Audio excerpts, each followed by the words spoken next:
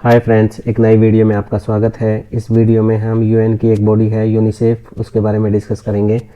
इसका एस्टेब्लिशमेंट हुआ था 11 दिसंबर 1946 को, इसलिए एवरी ईयर 11 दिसंबर को यूनिसेफ डे मनाया जाता है।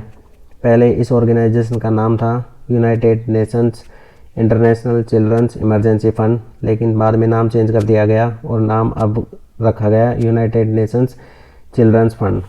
1953 तक ये यूएन का पार्ट नहीं थी, लेकिन 1953 में इसको परमानेंट यूएन का पार्ट बनाया गया अंडर 2 ऑर्गेनाइजेशन, और वो ऑर्गेनाइजेशन है यूनाइटेड नेशन जनरल असेंबली और United nation economy and social council. ये दोनों ऑर्गेनाइजेशन यूएन की प्रिंसिपल ऑर्गेनाइजेशन है। यूएन की 2 तरह की ऑर्गेनाइजेशन होती हैं, एक प्रिंसिपल ऑर्गेनाइजेशन और एक स्पेशलाइज्ड ऑर्गेनाइजेशन, जिनके बारे में हम आगे आने वाली वीडियो में डिस्कस करेंगे। अभी देखते हैं जो यूनिसेफ है, उनकी जो हेड है उनका नाम है Catherine M Russell. Initial stage पे जब यूनिसेफ का जन्म हुआ था, तब इनका मेन जो काम था वो वर्ल्ड वॉर सेकेंड के टाइम पे जो बच्चों जो इफेक्ट हुए थे उनको रिलीफ देना और उनका रिहेबिलिटेशन, मतलब उनका पुनर्वास करना। लेकिन बाद में जो यूनिसेफ का काम है वो काफ़ी ब्रॉड हो गया और अभी इनका काम है जैसे डिजीज़ प्रिवेंशन, बीमारियों को रोकना, और इम्यूनाइजेशन। जैसे एक पोलियो करके एक बीमारी है, पोलियो का इम्यूनाइजेशन के लिए वैक्सीन होता है, तो ये उसको प्रमोट करते हैं। अगला है चिल्ड्रन एंड HIV। चिल्ड्रन को HIV की फुल फॉर्म होती है ह्यूमन इम्यूनोडेफिशिएंसी वायरस। इससे जो चिल्ड्रन हैं उनको प्रोटेक्ट करना। अगला है एजुकेशन किसी भी चिल्ड्रन के ओवरऑल डेवलपमेंट के लिए एसेंशियल होती है, तो ये अंडर डेवलप और डेवलपिंग कंट्रियों में एजुकेशन के लिए काम करते हैं। अगला है सैनिटेशन, स्वच्छता। तो सैनिटेशन इनवर्स प्रोपोर्शनल टू होती है डिजीज़। अगर सैनिटेशन कम हुई तो डिजीज़ हाई हो जाएंगी, और अगर सैनिटेशन हाई हुई तो डिजीज़ ऑब्वियसली डिजीज़ का ग्राफ नीचे चला जाएगा। तो ये स्वच्छता को प्रमोट करती हैं। अगला है डिजास्टर और इमरजेंसी रिलीफ। जैसे किसी भी कंट्री में ड्रॉट आ गया या फिर फ्लड आ गया, फिर अर्थक्वेक आ गया, ऐसी कंडीशन में ये यहाँ पे रिलीफ का काम करते हैं। अगला है reproductive and child health. Reproductive मतलब MMR के फुल फॉर्म होती है मैटरनल मोर्टेलिटी रेट, उसको ये कम करने का काम करते हैं।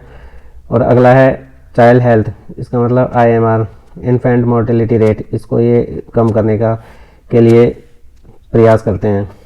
तो यूनिसेफ है वो सस्टेनेबल डेवलपमेंट गोल को भी प्रमोट करते हैं, जिसका टारगेट पीरियड है 2015 से लेके 2030 तक। तो यूनिसेफ है उसका जो हेडक्वार्टर है वो US की एक सिटी है न्यूयॉर्क, वहाँ पे है, और इसके 7 रीजनल ऑफिसेस हैं। पहला रीजनल ऑफिस है पनामा सिटी, जो पनामा कंट्री में है, जहाँ से पनामा कैनाल भी निकलती है। अगला है जेनेवा, स्विट्ज़रलैंड में, ये यूरोपियन कंट्री है। अगला है बैंकॉक, ये थाईलैंड में है, ये साउथ ईस्ट एशियन कंट्री है।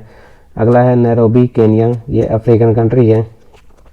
अगला है अमान, जॉर्डन, ये मिडिल ईस्ट कंट्री है। अगला है काठमांडू, नेपाल, ये इंडिया की नेबर कंट्री है। और अगला है डाकर, सेनेगल, ये वेस्टर्न अफ्रीकन कंट्री है। ये यूनिसेफ के रीजनल ऑफिसेस हैं। अब यूनिसेफ इतने काम करती है तो ऑब्वियसली इसको बजट की भी ज़रूरत पड़ती होगी। तो इस ऑर्गेनाइजेशन का बजट कहाँ से आता है? इस ऑर्गेनाइजेशन को मेनली वॉलेंट्री कंट्रीब्यूशन मिलते हैं पूरे वर्ल्ड से, और वो फिर चाहे गवर्नमेंट्स हो सकती हैं, किसी भी कंट्री की गवर्नमेंट अगर वॉलेंट्री कंट्रीब्यूट करना चाहे तो वो कर सकते हैं, और प्राइवेट डोनर्स होते हैं। इवन एक इंडिविजुअल जाके भी इनकी साइट पे डोनेट कर सकते हैं पैसे, तो वहाँ से इनको बजट मिलता है। तो अभी ऑर्गेनाइजेशन इतने नोबल काम करती है तो ऑब्वियसली इनके लिए नोबल प्राइज़ होना चाहिए। तो इनको नोबल प्राइज़ मिला 1965 में इनको नोबल प्राइज़ मिला for the promotion of brotherhood among nation. विश्व के जो देश हैं उनमें भाईचारे को प्रमोट करने के लिए। तो ये एक वीडियो था यूनिसेफ को लेके। अगर आपको वीडियो पसंद आया तो प्लीज़ लाइक कीजिए, शेयर कीजिए और सब्सक्राइब करना ना भूलें। Thank you so much.